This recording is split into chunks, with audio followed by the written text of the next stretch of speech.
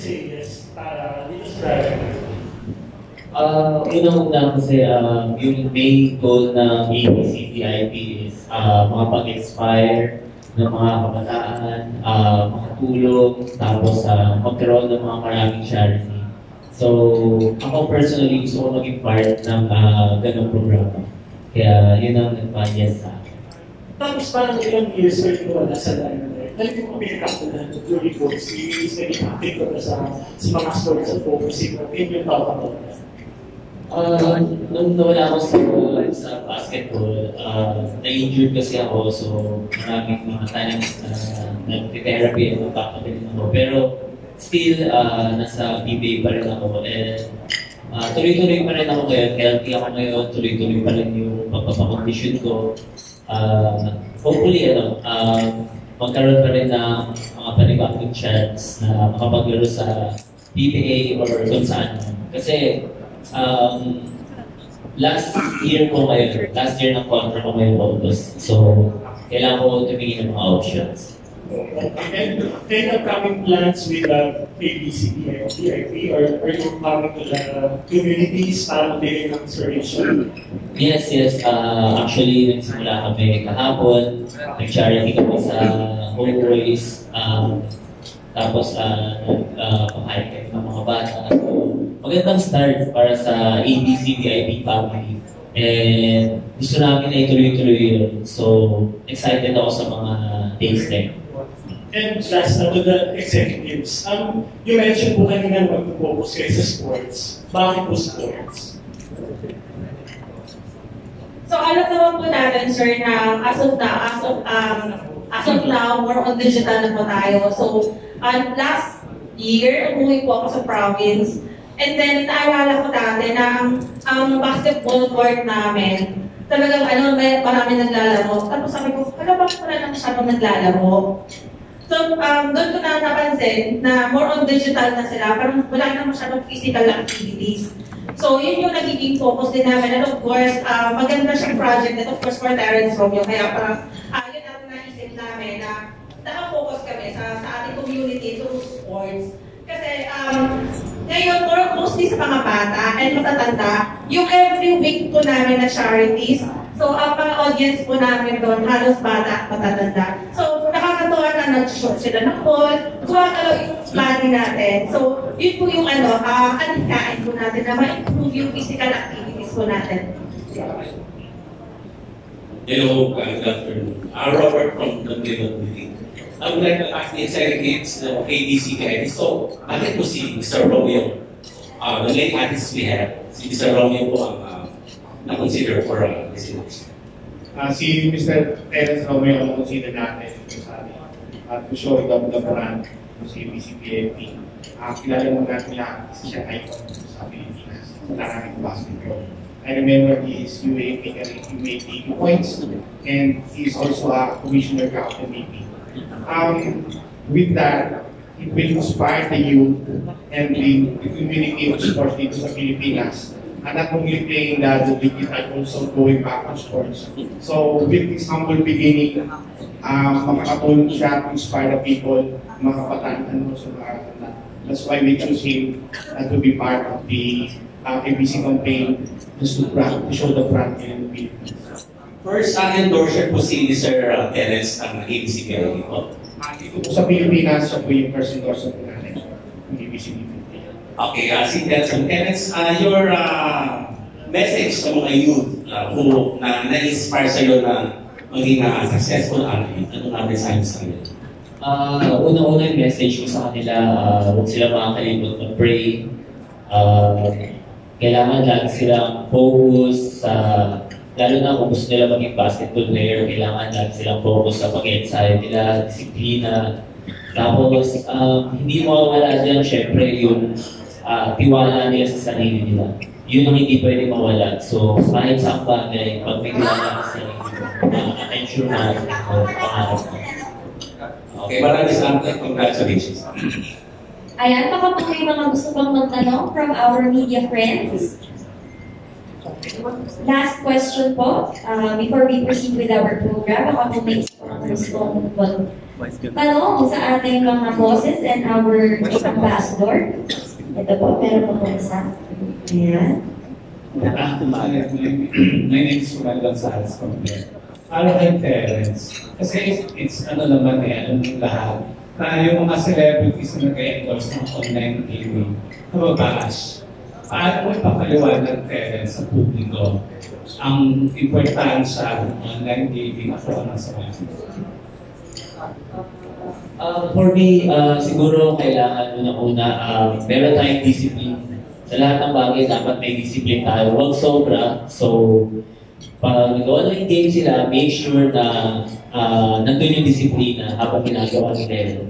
And hindi naapektuhan yung buong livelihood nila or kung ano man. So, for me, yun yung pinaka-main na dapat meron yung thinking ng mga nag-online gaming, disiplina. And speaking of bashing, ikaw of course alam ng publiko, madami ka na rin napagdaan ng bashing sa buhay in the past, even in the present. Ano yung pambabash na nadadasin mo yung masasabi mo na-apektuhan ka masyado? Maraming bash na ako na-experience, pero ang pinaka-naapektuhan ako is yung mga bash na most likely hindi totoo. So, mahirap kasi yung mga tao kaya lang magsalita ng hindi maganda without knowing kung ano talaga yung mga nangyayari. So, parang tumatalik agad sila sa conclusion na, kala mo nandun sila sa buong story, alam nila yung nangyayari. Pero wala naman sila doon. And at the end of the day, pag nalaman nila na, hindi pala siya gano'n, yun yung pinaka-correct sa kanila. So ako, lagi lang akong quiet, ibig. Gusto ko alam ko sa sarili ko kung ano yung personality ko, ano yung pagkatao ko. Wala akong tinatapakan na tao, or wala akong niloloko na tao. Okay ako. So, pwede ko magbigay ng example na pinagdaanan mong pag-bash na hindi naman totoo. Paano mo yung nalusipan? Siguro yung last sa ex na kinasama ko. Yes, So for sure, hindi naman siya sa public. Maraming mga tao nag-jump sa conclusion na ready ako sa mga nangyayari, pero hindi nila alam na wala akong idea sa mga nangyayari. In fact, ako pa yung naloko, ako pa yung nawalan ng pera, ako pa yung pina-invest. So, and marami namang mga tao na tumulong sa akin. Like yung dati ko boss, si Bob Narce, isa siya sa talagang pinakakutangan ko ng loob. Kasi I'm sure, na-prove ko naman na talagang wala akong kahit na sinong tao na kinausap or niloko just to earn sa kanila. So yun yung mga nakakalungkot na moment na naapektuhan yung life ko, kahit alam naman na wala kang participation din. Sino yung boss? Anong boss? Boss Arce, yeah. Sino yun? Ano siya? Boss sa San Miguel. Sa San Miguel, tinulungan. So ngayon, after all those days, parents, kumusta ka ngayon? Okay naman ako ngayon. Focus lang ako sa sarili ko. Focus ako sa family ko. Focus ako sa career ko ngayon. Kasi yun na, sinasabi ko na mag-expire yung contract ko ngayong August. So, meron ako mga chance para may mga option ako na humanap kung saan ako pwede maglaro or kung ano man yung mangyayari sa career ko. So, doon ako nag-focus ngayon. Tsaka ngayon na part ako ng ABC VIP. Isa na rin ito sa ipofocus ko paano kami mas makatulong sa mga kids, sa mga homeless na bata, or sa mga tao na mga nakakailangan. Thank you, parents, and congratulations. Yes, thank you. Ayan, maraming salamat po sa mga naunang nagtanong sa atin from our media friends. Yung mga sports media po natin na mga press na nandito po, baka po may mga questions kayo na gusto nyo itanong sa ating mga bosses at sa mga ambassador. And from table number 7, so may question po yan. Hello. Hindi ako sports, pero syempre sikat naman si Terence on and off the court. So, my question is like, you were saying options. Are you starting to envision the life outside basketball at this point? Hindi, options sa mga pwede kong laruan ng team. Kumbaga, gusto ko pa rin mag-basketball. Hindi pa naalis yung mind ko sa basketball world. Yun lang yung mga, kasi di ba sa basketball, may contract ka, tapos may time na mag-end. Tapos yun, ngayon, nandun ako sa time na patapos na yung contract ko. So, pwede kong i-explore yung mga options na pwede kong gawin. Kasi parang we're thinking like, pwede na sa'yo showbiz, or... Hindi yata ako marunong umacting. Pero subukan ko, baka pag may opportunity, di ba? May offer ka. Yes. Okay. And also, nakita ko na parang you are coaching also. Kamusta yung experience and why are you doing it? Nag-coach mo kasi parang gusto ko mag-share ng mga nalalaman ko sa basketball. So, actually, mahirap siya compare sa ikaw yung naglalaro, mas kinakabahan ka. Kasi, hindi mo, yung iniisip ko minsan na kaya mong gawin, hindi pala ganun kadali na parang i-transfer mo kagad sa mga players na kino-coach mo. So, yun yung isang malaking challenge doon. Tsaka, paano mo mapag-work yung team na maging maganda yung chemistry.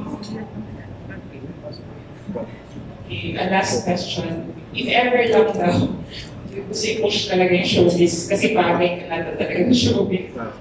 Are you... Nagsabi doon, nabagay ako sa showbiz. Sinil ng tempo. May iniisip ka ba? Kung saan ba nag-role pa ka? Or what will you make or sneak yes? At saka partner mo meron. Leading lady. Hindi talaga kasi, hindi ako super magaling ako acting, never ako nag-try. Pero kung may gagawin man ako, gusto ko yung sa mga action. Or, alam mo yung parang mga kontrabida, yung mga gano'n. Gusto ko yung mga gano'n. Comedy ba? Alam ko. Okay, alam ko na sa papunta yun. Thank you, Terence. Okay, okay. Pwede lang magtanong ko das. Wait lang yung mga question, kakabalik ko lang sa pero parang masyadong mainit yung mga question. Kakabalik ko lang ulit na, kailangan ulit doon ako sa social media, kalmahin muna natin yung mga question. Pero kamusta yun, yung social media break mo, paano nakatulong yun sa'yo? Umalis lang talaga ako sa social media para focus sa sarili ko. And yun nga, sa mga priorities ko. And dati naman di talaga ako ma-social media. Pero yun nga, may nakatulong actually. Pero ngayon, sabi ni Ma'am, halos lahat sa social media na. So, hopefully matutunan ko kung paano mag-work sa social media. Okay, thank you so much. And I think may mga questions are from our friends from Media and Press. Table number 8, may questions to play to our executives and of course the president. Ready ba na sumagot si Sir Terence ng mga question ninyo? Baka po may mga kahapoy pa kayong tanong.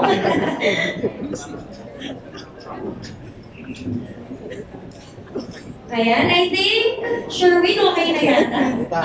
Konti pa ba? Baka po may mga maisip pa kayong mga questions para po sa... Ayan, how about para naman po sa ating mga executives? Baka po may mga questions para ating leaders. Ayan, doon po meron na po doon si Table number 8. Meron pa, okay. Ito na po ang chance na itanong po yung mga gusto ko rin malaman. Okay, meron pa po ba? Question? Questions from Gold. Ayan, si Ma'am. Si Sir. May pahabol si Sir. May last question yata si Sir. Okay. Medyo showbiz ulit. Ikaw daw ang crush mo sa showbiz. Wow. Kaya hindi mainit ang tanong. Sasagot mo. Nagagandahan po. Sir Terence. Crush mo. Crush, ayan. Or ina-admire. Yung bata ako, si Ma'am Jessie Viola. Ngayon, Sino? Hindi na ako nakakasubaybay sa mga nakakasubaybay sa mga showbiz. Ito na lang kasi din kung gusto mong sagot at ende. Kumusta raw ang love life mo ngayon? Masaya, makulay o wala? Wala. So you're open to dating anyone? Ganun? Yes. Okay, thank you. Ayan, very open daw po si Sir Terence for dating. Good luck din po dyan sa inyong love life. Aside po sa inyong career. Ayan, so I think we're good with our press and media. Meron pa po ba tayo question? Okay. Ayan, since okay na po tayo sa ating mga question and answers from our media and press friends, can we get another photo opportunity po with Sir Terence and our bosses po? Ayan, tayo na lang po muna tayo for our photo opportunity. Bakit ang tawa mo? Pero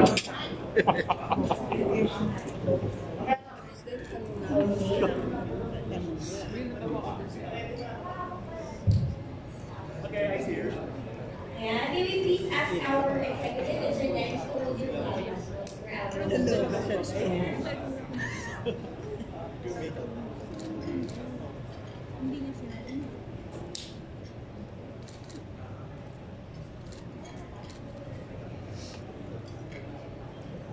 And while doing the photo op right here, so I would like to announce everyone that after the presentation later, we'll be having our raffle draw.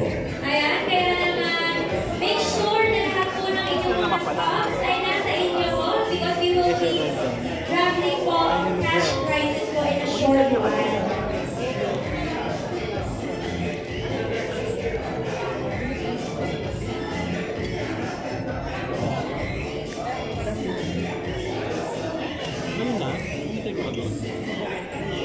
Okay, so thank you so much, Ma'am Jeff, Sir Chris, and Sir Terence.